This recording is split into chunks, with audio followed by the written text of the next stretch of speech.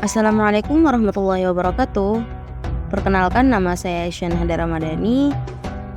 Tujuan dari video ini dibuat untuk menuntaskan tugas UAS kajian kitab tafsir klasik dan kontemporer yang telah diberikan oleh dosen pengampu.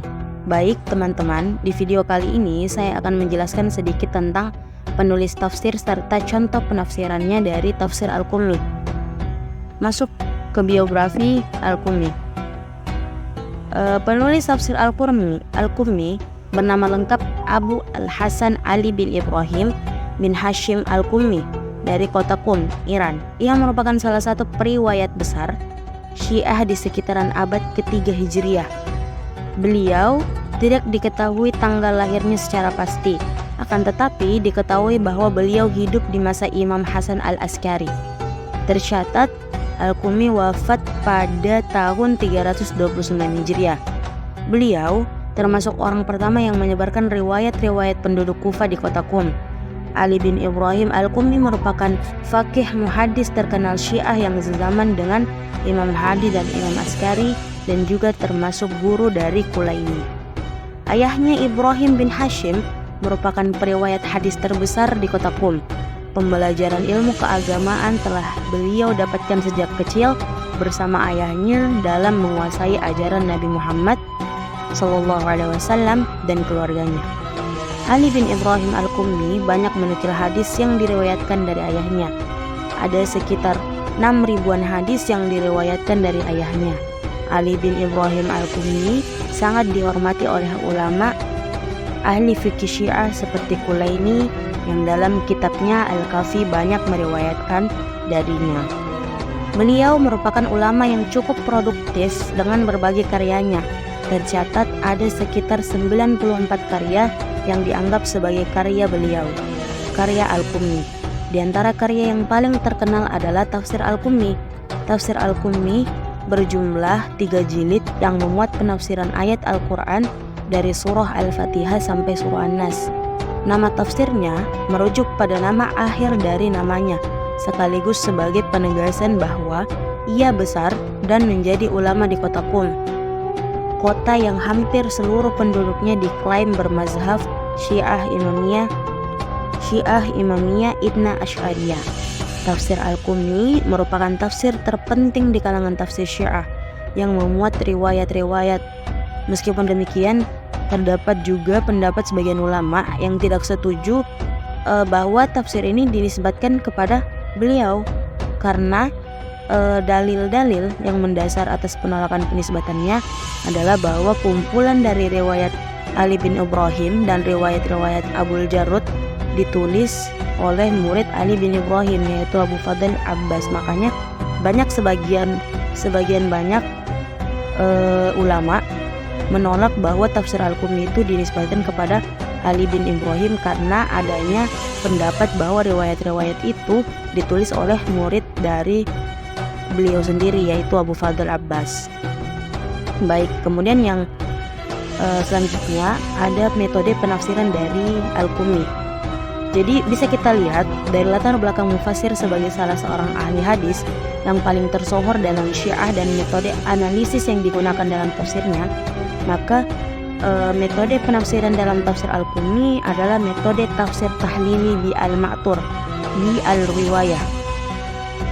Tafsir ini sangat banyak menyajikan riwayat-riwayat dan sanad hadis di dalam tafsirnya, serta menyajikan penafsiran sesuai susunan surah secara runut dari surah pertama hingga surah terakhir dengan menguraikan makna kata dan petunjuk dalam ayat dan menjelaskan munasabah ayat dengan ayat lainnya. Jadi metode penafsirannya adalah metode tahlili bi al-ma'thur. Kemudian karakteristik dan corak penafsiran. Setiap corak tafsir memproyeksikan dimensi ideologis pada produk tafsirannya. Nah, tafsir Al-Qummi bisa dikatakan sebagai kitab tafsir terpenting mazhab Syiah dan sumber rujukan Syiah. Tafsir Al-Qummi cenderung terfokus menyajikan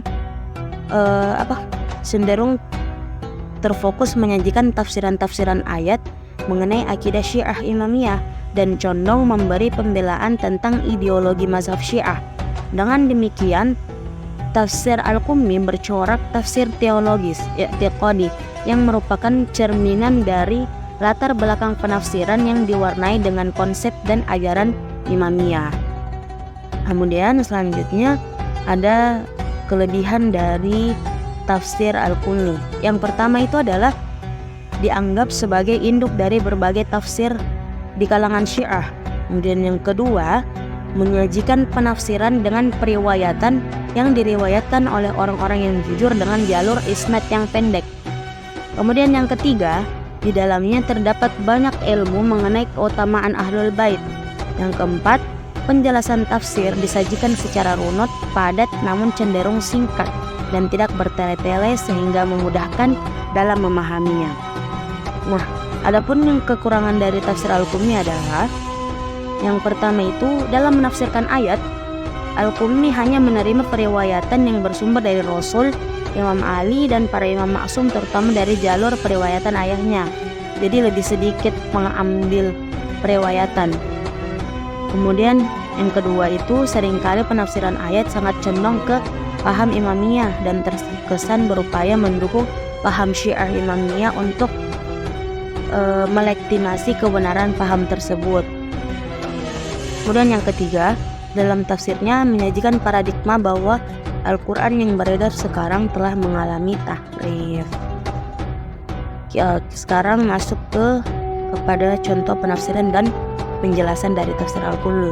Di sini saya mengambil dari Quran surah An-Nisa ayat 58 sampai 59 yang artinya, sungguhnya Allah menyuruh kamu menyampaikan amanat kepada yang berhak menerimanya dan menyuruh kamu apabila menetapkan hukum di antara manusia supaya kamu menetapkan dengan adil. Sesungguhnya Allah memberi pengajaran yang sebaik-baiknya kepadamu. Sesungguhnya Allah adalah Maha mendengar lagi Maha melihat. Hai orang-orang yang beriman, taatilah Allah dan taatilah Rasulnya dan ulil amri di antara kamu. Kemudian jika kamu berlainan pendapat tentang sesuatu, maka kembalikanlah ia kepada Allah, yaitu Al-Quran, dan Rasul, itu sunnahnya. Jika kamu benar-benar beriman kepada Allah dan hari kemudian, yang demikian itu lebih utama bagimu dan lebih baik akibatnya. Nah, penjelasan dari tafsir Al-Qummi dari ayat 58-59 surah An-Nisa, yaitu pada ayat ke-58 penafsiran Al-Qummi hanya menjelaskan bahwa selayaknya imam atau pemimpin adalah yang menghakimi dan berbuat adil kepada seluruh masyarakat. Nah, kemudian di tafsir ayat 59 diwajibkan kepada seluruh masyarakat untuk mentaati pemimpin, yaitu Ali bin Abi Thalib yang ia sebutkan dalam tafsirnya dengan kata Amirul Mukminin. Maka dalam ayat-ayat ini ia menafsirkan seluruh umat harusnya kembali kepada Allah dan Rasulnya, juga kepada ulil amrinya, atau yang menurut golongan Syiah adalah Ali. Namun lain hal dalam tafsir Ibnu Katsir bahwa diriwayatkan dari Ibnu Abbas, taatilah Allah dan taatilah Rasulnya dan ulil amri di antara kamu. Kemudian Ali bin Abi Thalha meriwayatkan dari Ibnu Abbas bahwa ulil amri di antara kamu itu yaitu ulama fikih dan agama. Demikian juga yang dikatakan Mujahid atau Hasan al-Basri dan Abu al-Aliyah tentang ayat ini, yaitu ulil amri di antara kamu yaitu para ulama. Seperti itu. Lain hal dengan tafsir Al-Qummi. Di tafsir Al-Qummi beliau mengatakan bahwa ulil amri di sini itu adalah Ali bin Abi Thalib. Seperti itu. Jadi lebih ke arah bahwa yang kalau dalam tafsir Al-Qummi itu kita lebih diharuskan taat kepada Allah, Rasul, dan ulil amri itu yaitu Ali bin Abi Thalib. Sedangkan dalam tafsir Ibnu Katsir, ulil amri dijelaskan itu adalah ulama fikih dan agama. Seperti itu. Demikian penjelasan dari tafsir Al-Qummi dan contoh penafsirannya. Jika ada salah kata, saya mohon maaf. Syukran. Wassalamualaikum warahmatullahi wabarakatuh.